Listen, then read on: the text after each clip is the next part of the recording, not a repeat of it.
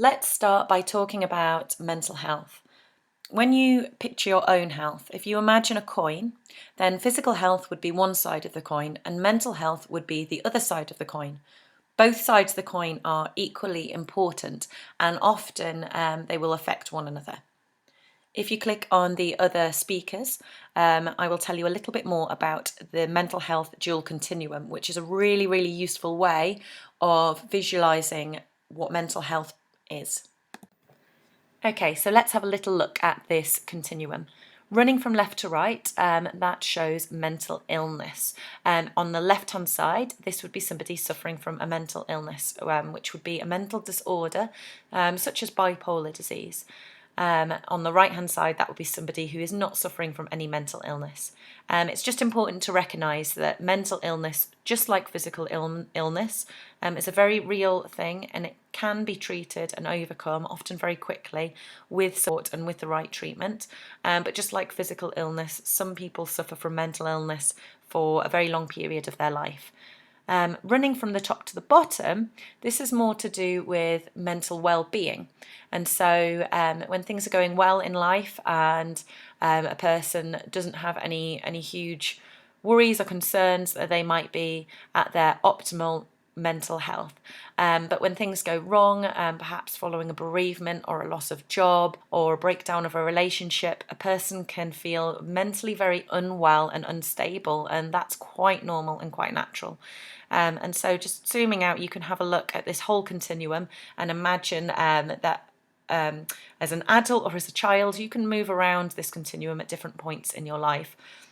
The best place to be is, of course, to be free of illness, so to be on the right hand side, and also to feel that you are at your optimal mental health. So top right would be fantastic, but of course we can't always be exactly where we want to be, so you can move around this continuum, and the trickiest place to be would be on the bottom left, which would be not only do you feel mentally unwell and maybe there is an underlying mental illness there, but also things in life are making your well-being suffer. So again, maybe a bereavement, and this is probably where people are at their most vulnerable. And it's important when we talk to our children that we recognise that that is a place that they can be, but also that we teach them strategies for when they find themselves feeling like they might be in the bottom two quarters there, to how to recognise that and how they can cope with that.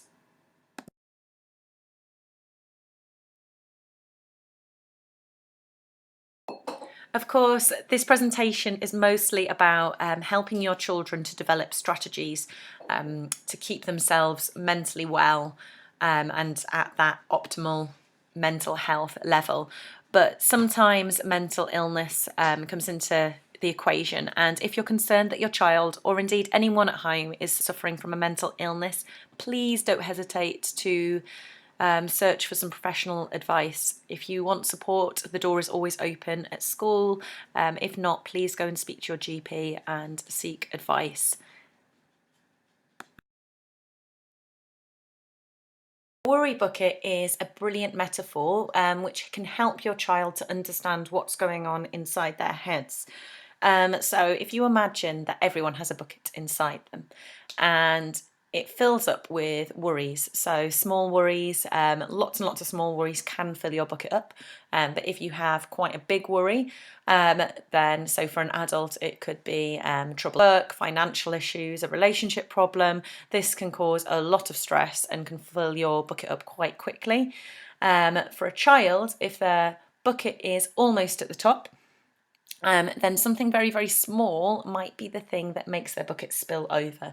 So if you have a child who's normally quite calm and collected, but in the morning maybe they can't find their shoes and they end up having a great big tantrum and you think, goodness me, what's going on?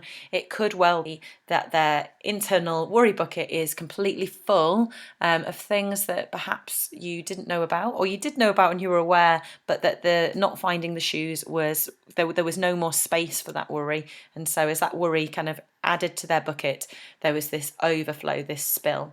If your child is suffering from that spill, it's an emotional outburst. It could come out as anger.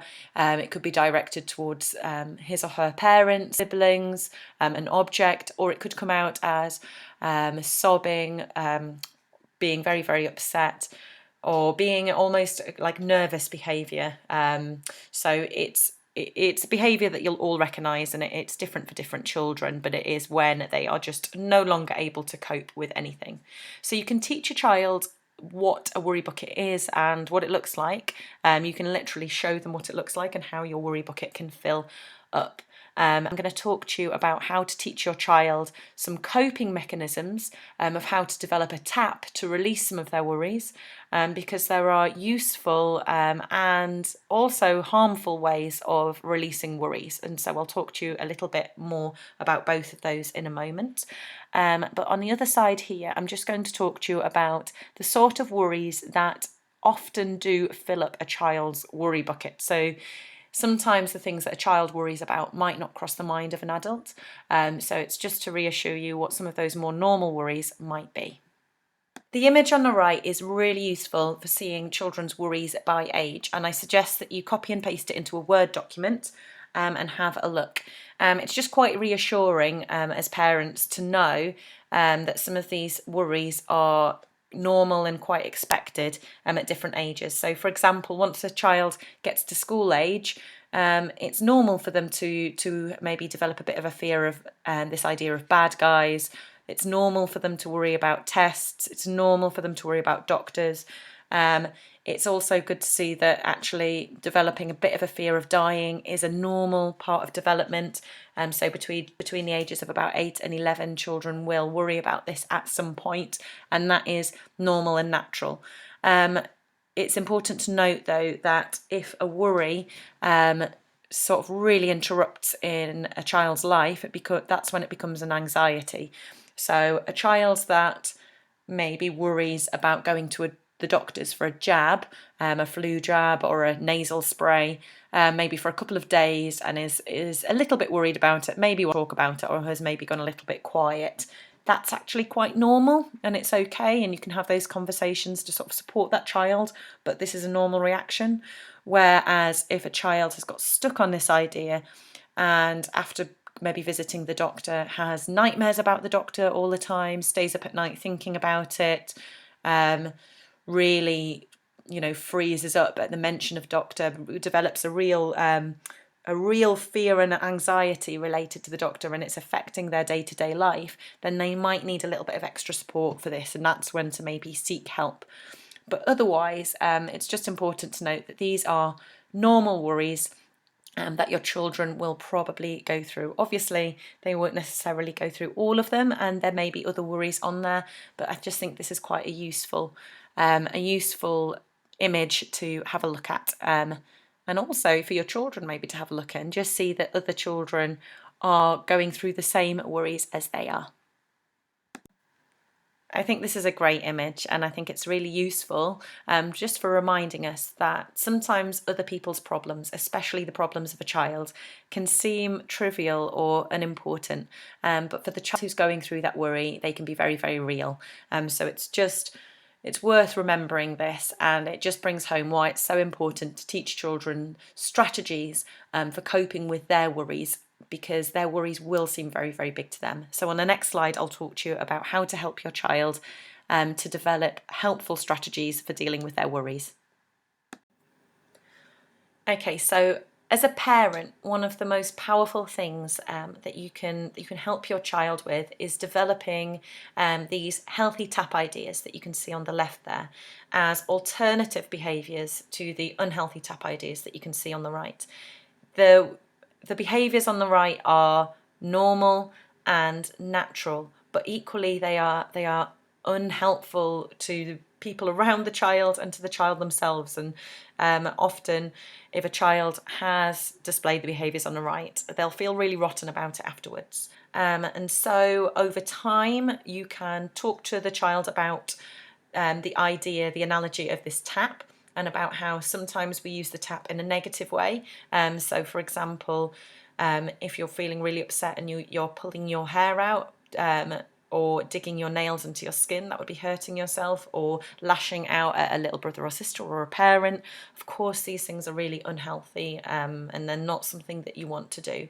But recognizing that that feeling overwhelmed is normal, as we all have our worry buckets, and as they fill up, that's a normal emotion. So if we can learn to catch ourselves when we're feeling that emotion and replace the behavior with something like knowing, if you know that actually putting your favorite music on instantly picks you up and makes you feel better, then that can be a great replacement therapy. If you know that actually just having a cry and going to somebody you trust for a hug, if that makes you feel better, recognizing that and try to do that. For a lot of people, just talking is very, very useful. So it's worth talking to your children about these things, but don't try to do that when they're in the middle of an emotional outburst and saying, you're getting really upset, maybe you need to try some deep breathing in and out, because the chances are your child's not going to listen, and that's quite frustrating as an adult anyway. So my suggestion would be to wait maybe until the next day or a few hours later when your child's calm, and just say, okay, you know what happened earlier when you were maybe shouting at somebody, why were you doing that, what were you feeling like, and say, okay, was that a helpful way to behave, might there be another way to behave, and sort of try to tease out some ideas from them. But also talk to them about the ideas on the left, maybe suggest one or two to them, or ask them to choose the ideas they'd like to try, and talk to them about what that might look like. And then they will need some support the next time they're starting to feel overwhelmed. They'll need some support. They'll need you to sort of say, look, to me it looks as though you're feeling like you did the other day, like your worry bucket is filling up, am I right? So trying to get them to kind of acknowledge themselves, oh yeah, I am feeling a bit like that. Okay, what did we talk about? What could you do?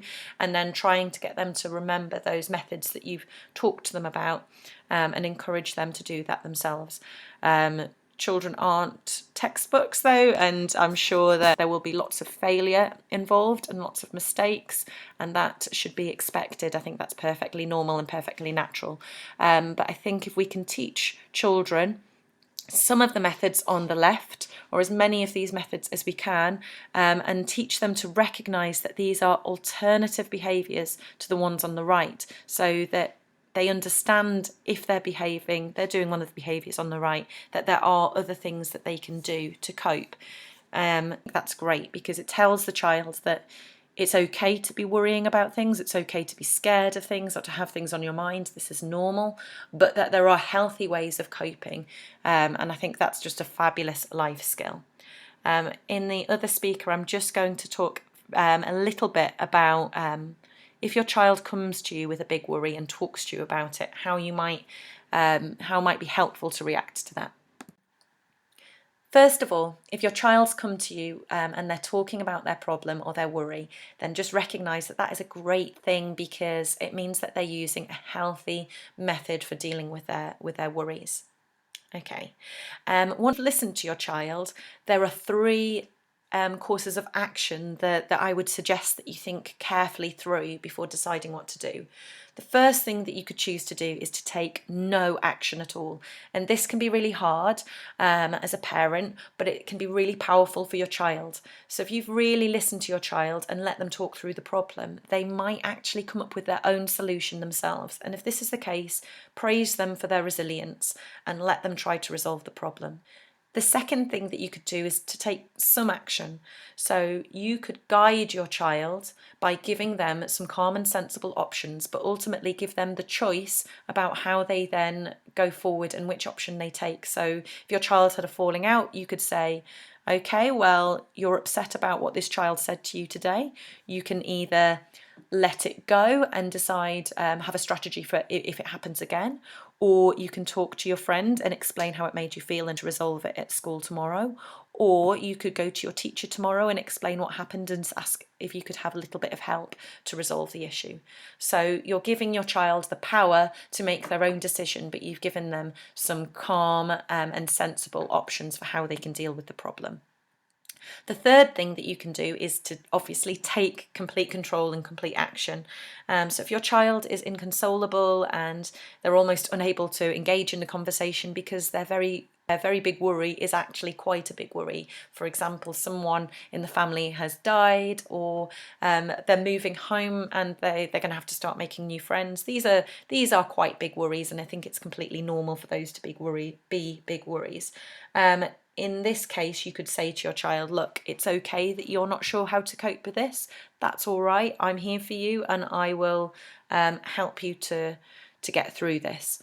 And then I think it's just important that you take a moment to recognise that you yourself might be upset, especially if the information that your child's given you is a surprise to you. You might yourself be feeling emotional, angry, or upset or hurt, depending what it is that your child is worrying about. So just take a moment yourself to be calm, because your child will be watching, and they'll be watching to see how you handle a big worry in a calm way. And you can even just say, look, mummy or daddy is finding this tricky as well, because this is upsetting, so I'm just going to take some space. I'm going to take a moment. I'm going to be calm. I'm going to think about this so that I can choose what the most sensible thing to do is. And that's so valuable. Okay, so 3 options there: no action, some action, or complete action. And it's about just using your better judgment. But I think if the majority of the time we can encourage children to be making their own decisions, then that's going to help them to build up life experience of dealing and coping with their problems. So most of the time it should be these options, but of course some of the time action is required. This is just a useful image to show children about how to really slow the breath down. Because when we are feeling kind of bucket full, we often we start panicking and our breath becomes shallow, and our bodies reflect that sort of stressed state of being. Whereas if you can relax your body and relax your breathing, that then feeds back into the brain, back into the mind, and it can calm your mind down so that you can think more clearly. Lots and lots of research about how breathing can help us to focus, how it can help us to feel calm and help us to feel happy. So it's a useful thing to do with children. But again, it's useful to teach this and to practice this when a child is calm and relaxed, so maybe in the mornings or at bedtime, so that when they do have those moments where they're feeling stressed, it's not a new skill that they're trying to learn. It's something that they can have a go at and recognise that it's a useful thing to do. So the key things that I think are useful in terms of looking after a child's mental health are, first of all, to value failure. It's all right for your child to make mistakes, and in fact teach them how valuable mistakes are. Failure is really important in life. The second thing I think you can do is to teach your child not that life is fair, but that fairness is valuable. So thinking that life is fair is actually a really dangerous belief, because often life isn't fair.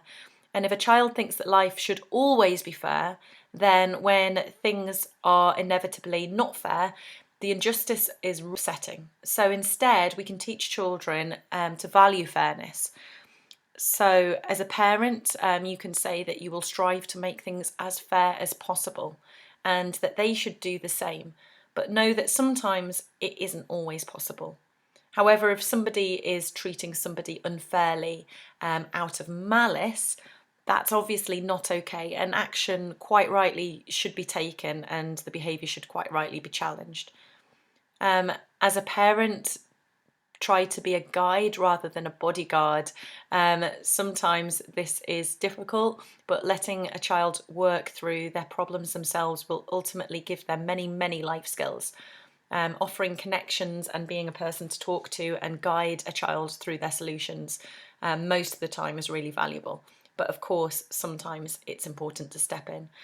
And teaching your child about the 5 ways to well-being is really, really important. I'll talk a little bit more about that on the next slide. The 5 ways to well-being are a really useful thing for children to understand and for them to understand the importance of. So we talk about these at school a lot, but it's useful for them to be discussed at home as well. So the first one on the list is to stop, and this is all about pausing, taking notice of the world around you, being thankful, but it's also about making time for having good quality sleep in the evening and unwinding, and knowing that sleep is super important for your physical and your mental health as well. The second one on the list is about exercise, so go and be active, whether it's formal exercise or just playing and laughing or anything that raises your heartbeat, and knowing that all those things will help release endorphins, which are super good for the brain. So it's also really good for physical and mental health. The third one on there is about connection and making time to connect with other people, and for children to understand that finding time to play a game with their friends, or to spend time sitting at the table and chatting evening is really, really important. Have those moments for connection. We obviously live in a world where we're more connected than ever, but equally, because of things like social media, it can make real life connections harder than ever. So it's just really important at home to, where possible, model really good and healthy relationships with things like phones and social media. So if you have no phones at the table, or no phones in bedrooms, and if you stick with those rules yourself and model them, then children are less likely to try and do those things, and it will just give them that break at different times in the day as they're getting older and they're getting more devices, to really stop and be present with the people around them, and to have those real life connections, which are so important.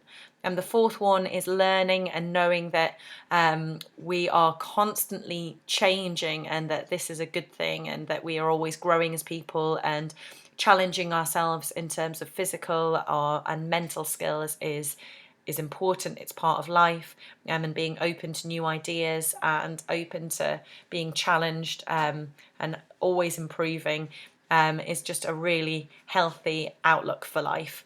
And the last one on there is kindness, but it's very important. There's so much research now which shows that being kind, or receiving kindness, or even witnessing kindness, can raise the levels of oxytocin in your body, which is a hormone which can really help you to feel calm and happy. It's a really lovely feeling, so it's very good physically and mentally. So taking time for kindness and noticing kindness, and that being a priority, and something that's valued, is ever so important. But it's also about children taking time to be kind and look after themselves a little bit. So, through childhood, children learn a little bit of independence and about how to look after themselves. So a little bit about healthy diets and healthy routines, and how to keep fit and active, and that actually all those things matter, and that we should be kind to ourselves, and also just saying kind things to ourselves. We're often all guilty of being negative, but the power of positive thought and positive affirmations is fantastic, and practicing those with children is brilliant too. So all 5 of these things are super important for physical and mental well-being. One way I use to help children remember is to look at the 5 fingers on your hand, and the thumb represents stop, because it's what we use to pause the TV, so it's the stop button. Your pointer finger represents go, because it's the finger we would point to go for. The middle finger represents connect, because it's the tallest finger and it reaches out.